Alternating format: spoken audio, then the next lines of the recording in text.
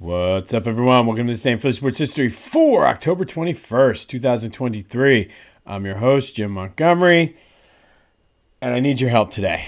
Since I've started this podcast, I've done nothing but talk about hashtag New Philly and we need to believe and all that other good stuff, but I'm having a hard time being New Philly-ish today. I mean, that was just pitiful. The fact that you had the bases loaded at one point with no outs and you get one run. The fact that Kimbrel is just bad right now.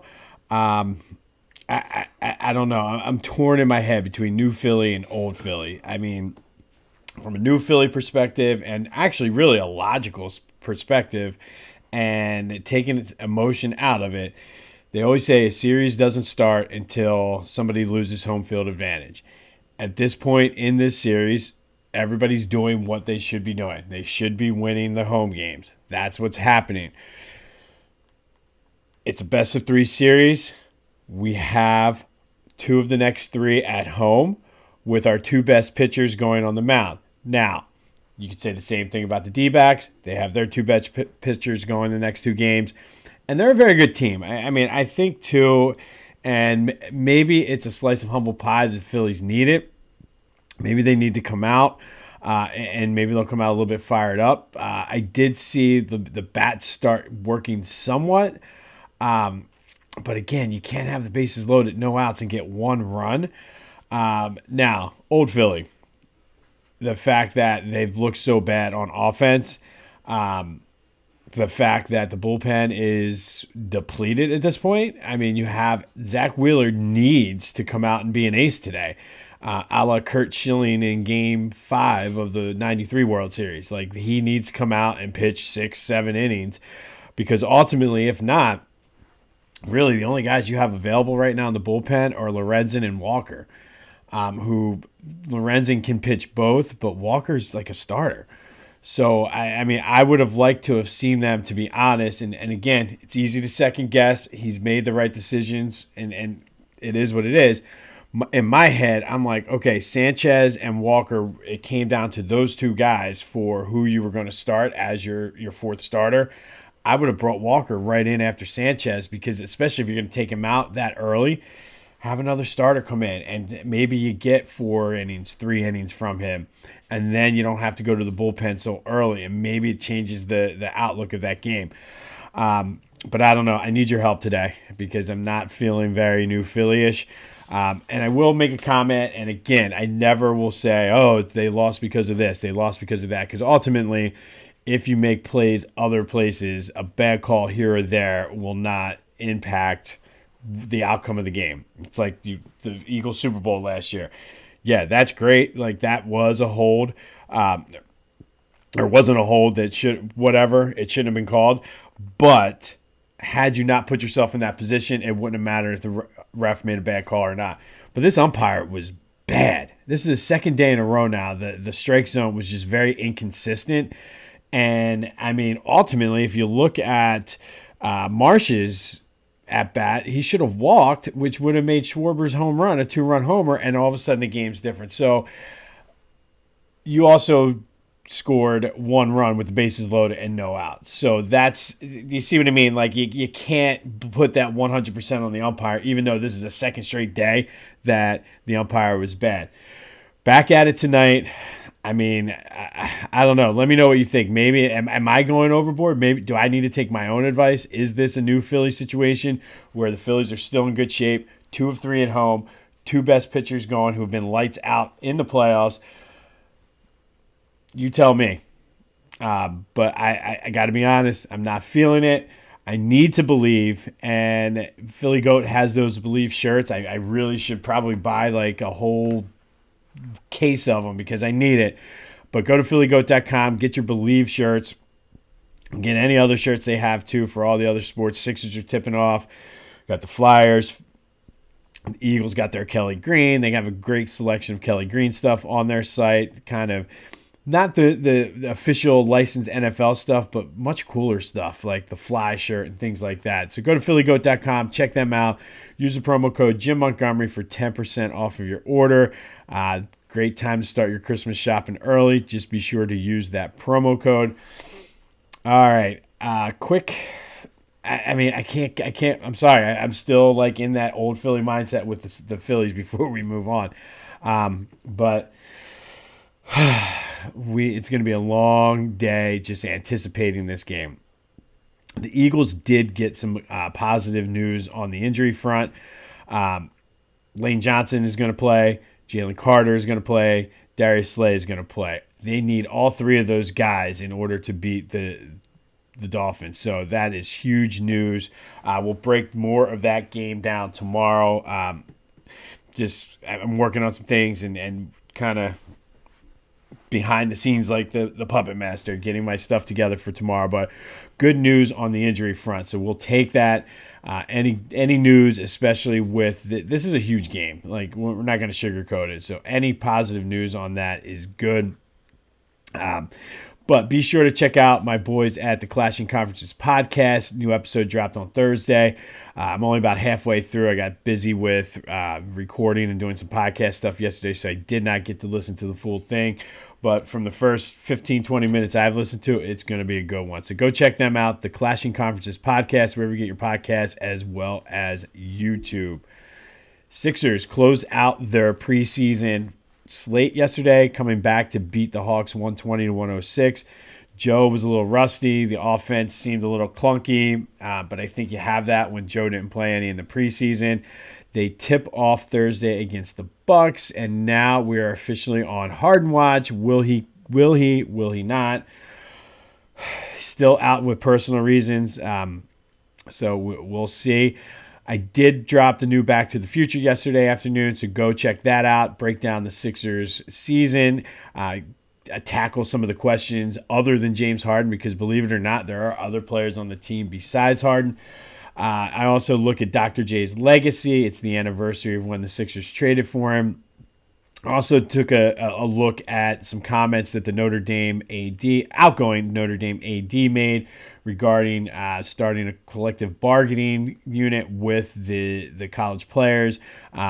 Interesting take. So go check that out. Back to the Future with a PH, wherever you get your podcast, as well as on YouTube.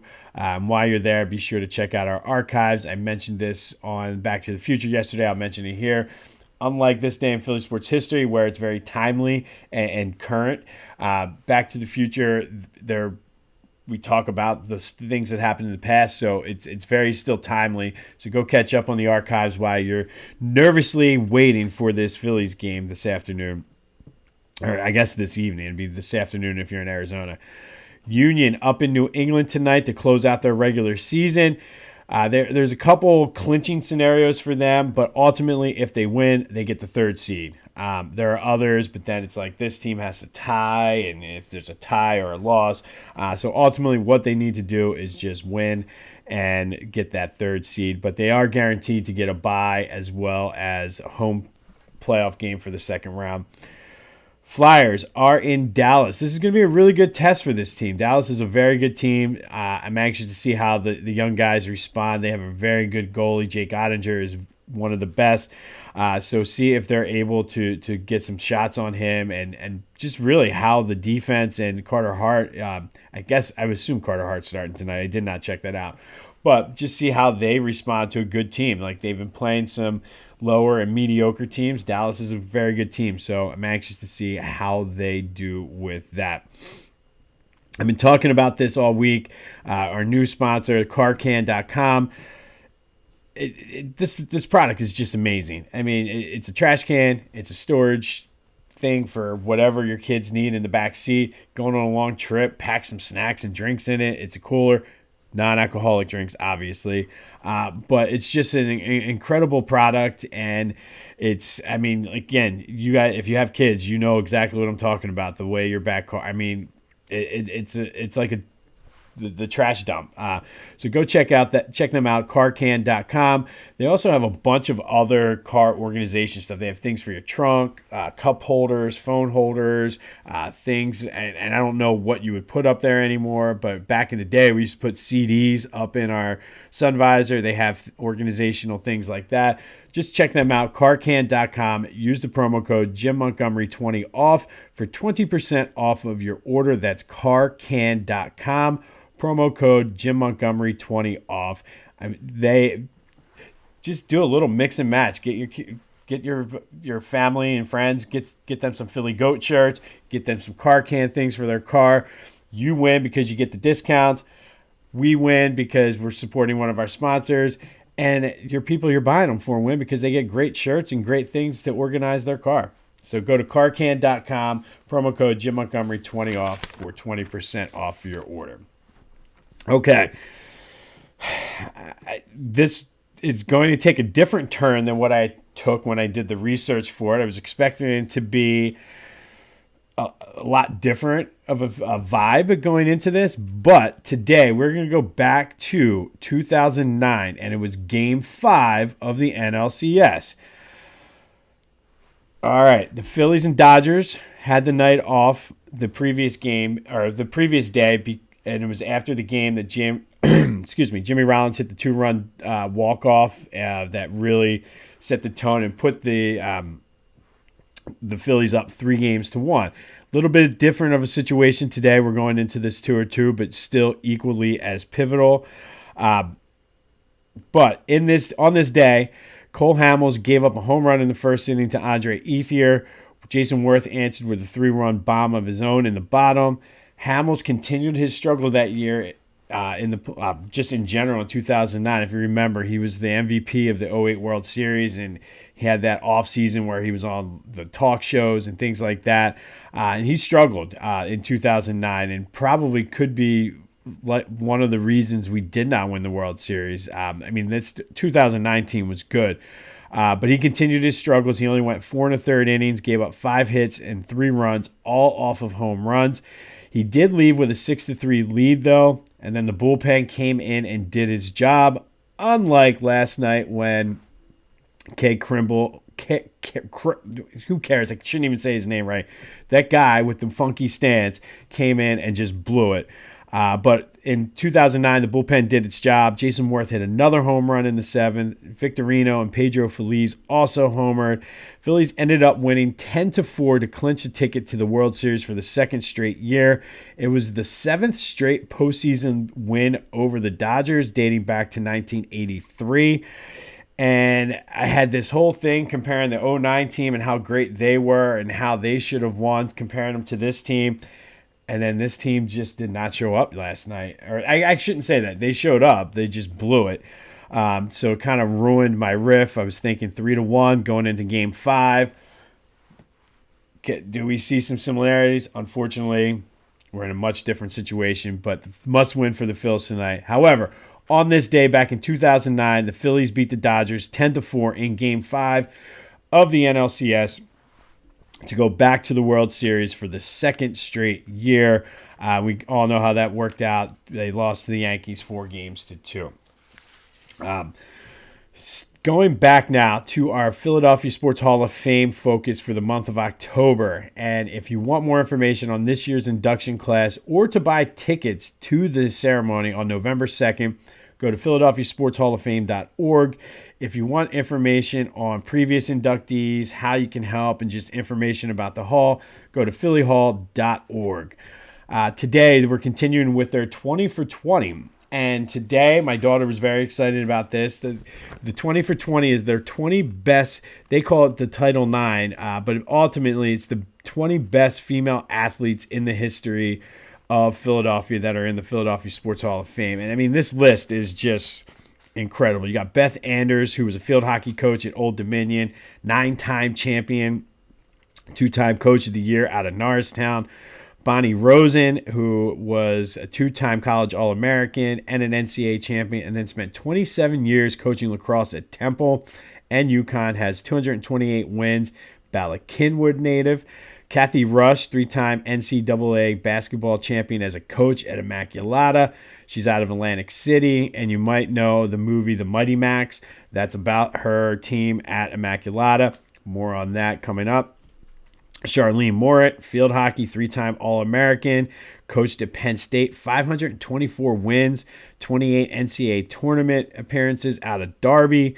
Cherie Greer-Brown, another lacrosse star, 3-time excuse me, 3-time All-American, National Player of the Year, 2 titles at Virginia. Cindy Timchall, we talked about her a little bit the other day. Lacrosse, she was a 3-time All-American. She was a lacrosse coach, NCAA all-time wins leader, 8 national championships at Northwestern, Maryland, and Navy. She's out of West Grove. Clara Schlorth Lomide, it was a gymnast, 3-time Olympic medalist, 6 national all-around championships, 39 individual championships, and she was one of the charter members of the USA Gymnastics Hall of Fame. She was out of Philly. Dawn Staley, we all know about her.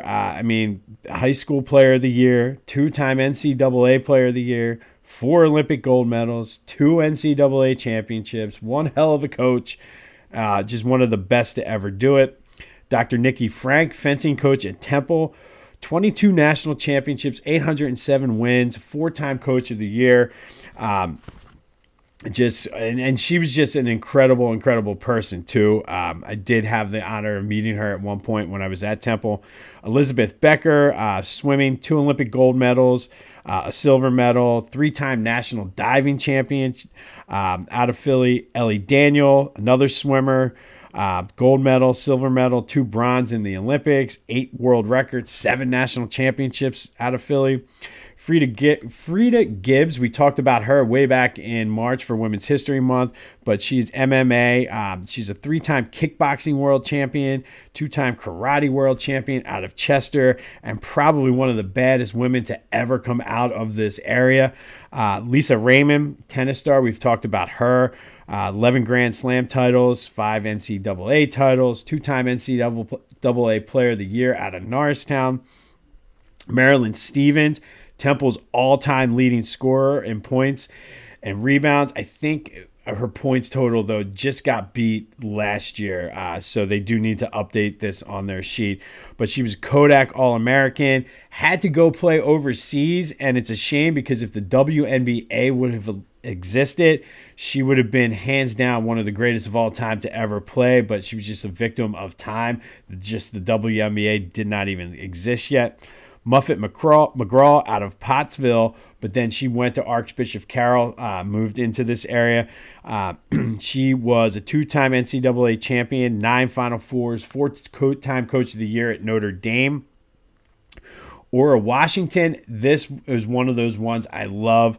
She was a basketball and a tennis player. She has 8 national tennis titles, led the Philly Tribune girls to 11 straight titles. She's in the Naismith Basketball Hall of Fame.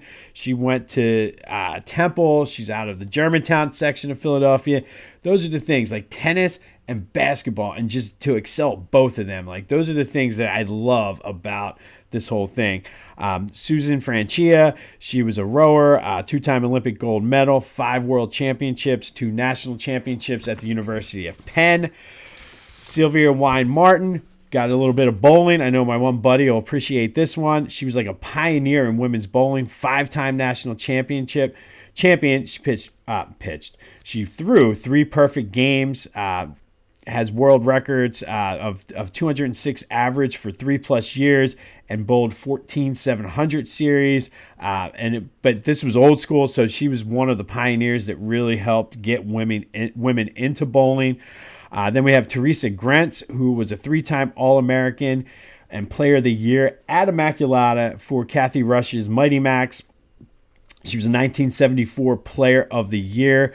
She won a national championship as Rutgers as a coach, has 381 wins. She is out of Glen Olden. She's also in the Naismith Hall of Fame. And then finally, one of my all-time favorites, I had her for a class at Temple, Tina Sloan Green. She was a lacrosse coach at Temple, 3-time national champion, 11 Final Four appearances. She went to Westchester, another one of those ladies who just really is a pioneer and really helped develop and grow women's sports. So what a list of area female athletes, and just incredible. A lot of pioneers on there that helped break down barriers and break through glass ceilings. So go check out more information on them on the 20 for 20 on the Philadelphia Sports Hall of Fame.org site. But what and as a girl dad who my daughter loves playing soccer, I love seeing things like this, and I love being able to share it with it. So go check that out, and congratulations, ladies.